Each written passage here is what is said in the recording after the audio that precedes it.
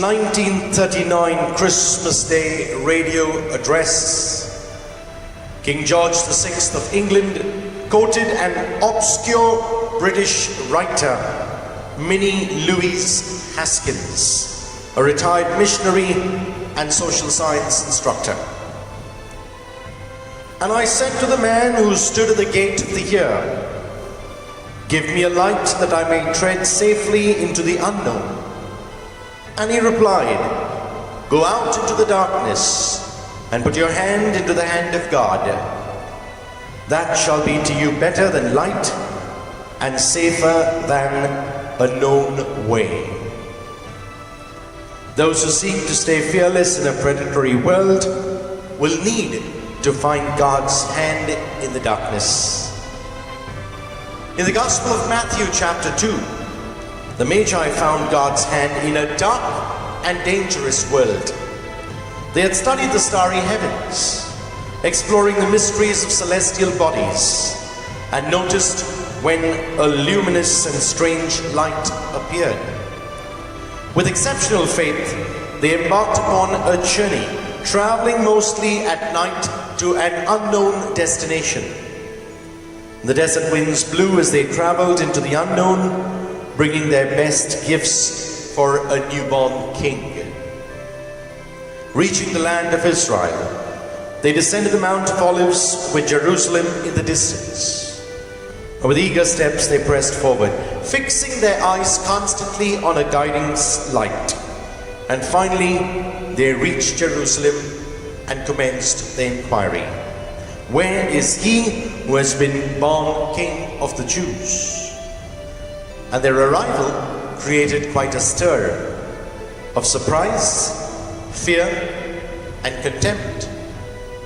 Nonetheless, these seekers who had the courage to venture unafraid into the unknown can teach us a valuable lesson about living fearlessly in a dark and threatening world. I'm suggesting 7 very brief lessons that we can learn from the Magi about surviving in a dangerous world. The first, stay open to new ideas. A critical lesson to learn from the Magi is to constantly be open to new ideas. We will not stay fearless for long in a dangerous world if we close our minds to God's ongoing guidance and direction.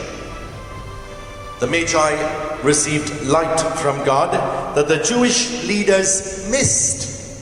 Divine illumination penetrated the darkness of heathenism, and astronomers seeking truth followed its brightness. The religious leaders in Jerusalem quoted Micah chapter 5 verse 2, demonstrating that they knew where Jesus would be born. Unfortunately, they lacked the experiential relationship with God that could prompt them to walk 5 miles to witness and worship the Messiah. Our second lesson, trust God to guide you into the future. The second lesson is to always trust God, especially when it comes to guiding us into the future. We often seem to forget, my dear brothers and sisters, that God already knows what will happen tomorrow, for He is all-knowing. In Luke chapter 22, Jesus predicts Peter's denial down to the very moment as the rooster crows. That's amazing. If Christ knew with such specificity how Peter's fall would occur, certainly He is wise enough to order our steps and choreograph our future. Job believed that God was guiding his future, and he said, "He knows the way that I take. When He has tried me, I shall come out as gold." And the last words of Jesus on the cross were, "Father, I entrust my spirit into your hands." Lesson 3, cultivate an exceptional faith. Hebrews chapter 11 verse 6 reminds us that faith is indispensable for pleasing God. And we see this in the third lesson of the Magi. Believe God with an exceptional faith. Think of how incredible it was for these people to travel into the unknown, oblivious of where they would finally stop. And we see this kind of exceptional faith in Genesis chapter 12 verse 1 with the call of Abraham. God says to this soon-to-be sojourner of faith, leave your native country, your relatives, and your father's family, and go to the land that I will show you. Abraham was 75 years old, but his faith was sufficiently exceptional that he obeyed, even though he didn't know where he was headed. Similarly, the Magi left home simply following a star. Lesson 4. Develop spiritual discernment. The Magi provide yet an important lesson. Thousands of people saw the star in the heavens, but only the Magi possessed sufficient spiritual discernment to follow it. Others who gazed at the heavens saw nothing supernatural, but the Magi permitted the star to declare God's glory. We need to be able to discern, my dear brothers and sisters, from the secular to the spiritual. Lesson 5. Find guidance in God's Word. The Magi, however, needed something more than just a star. Entering Jerusalem, they sought specific information about a coming king.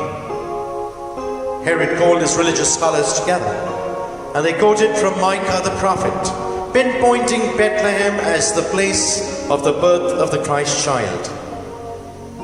And this lesson teaches us something important. Find guidance in God's Word.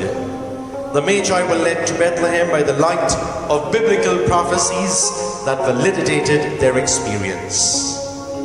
No matter what we go through in life, my dear brothers and sisters, find guidance in God's Word. It is indeed so rich. Lesson 6, the most natural lesson that we come to. Expect trouble. The Magi encountered serious trouble. Instead of Jerusalem rejoicing at their search, a cloud of anxiety and foreboding gripped the city from the palace to the shanty. King Herod was troubled, and we hear in the gospel all of Jerusalem with him. How nice it would be if we could sojourn through this world trouble-free. But it's just not going to happen. We can expect heartaches and disappointments in life. When we expect trouble, we keep the devil from isolating us by reminding us that others are called to endure the same vicissitudes and hardships. This empowers us to hold on and to persevere. If we had enough of trouble in 2020, don't think we're going to have less in 2021. But go back to the previous lesson. In the midst of all these uncertainties, find guidance in God's Word. And lesson 7, live fearlessly. When we realize that God is bigger than our problems, it should enable us to live without fear. But to remain fearless in a dangerous world, we must habitually eliminate fear from our lives. The Magi teach us that we can live without fear. In a dream, God told them to go home another way, not to return back to the murderous King Herod who planned to kill Jesus. If God is that involved in the details of our lives so that He warns us in our dreams, it should reassure us that He orders our steps as well, protecting us from dangers seen and unseen. Minnie Louise Haskins had it right. We can have something better than light and safer than a known way if we put our hands into the hand of God. As we move into the unknown future, no fear should taunt us and no anxieties should deter us. God is greater than any enemy that waits behind the mist of the future, and by His might, our best days beckon.